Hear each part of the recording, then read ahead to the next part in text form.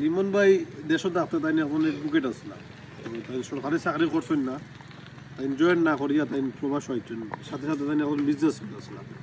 তো বিজনেস কিছু ডকুমেন্ট দেখাইয়া তাই নাইট্য নিরূপ যে কোনো দেশ ভিজিট হইয়া তাই গেছেন। এখন লিমন ভাই আমি প্রশ্ন করবো যে বাংলাদেশের সরকারি চাকরি যারা করে তারা বালা না প্রবাসও যারা রাখে তারা বালা আছে? আসলে ভাই কি বলবো, এখন বাস্তব জীবনটা আসলে অনেক কঠিন। মানুষ তো আসলে আইডিয়া নাই।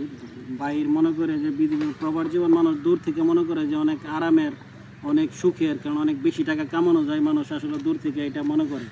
কিন্তু বাস্তব লাইফ চিন্তা করলে আমি মনে করি বাংলাদেশে যারা গভর্নমেন্ট চাকরি করে এবং ভালো ব্যবসা বাণিজ্য নিয়ে আসে, আমি মনে করি প্রবাস জীবন থেকে অনেক ভালো।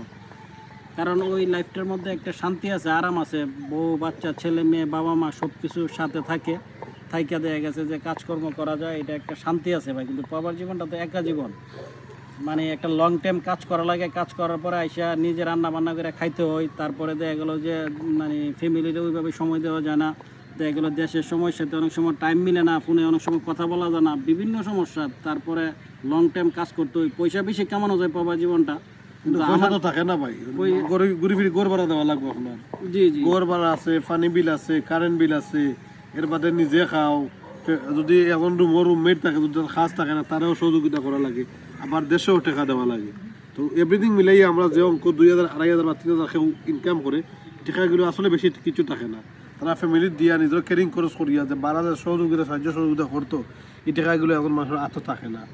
তো এখন ভাই কথাটা যুক্তি আছে, তুমি যে কথাটা বলছো আমার ভাই পাইরুল, কথাটা বাস্তবতা আছে। কিন্তু বাস্তবতা থাকলেও ভাই আরেকটা সমস্যা হলো কি, বাংলাদেশে মানুষ কি করবে?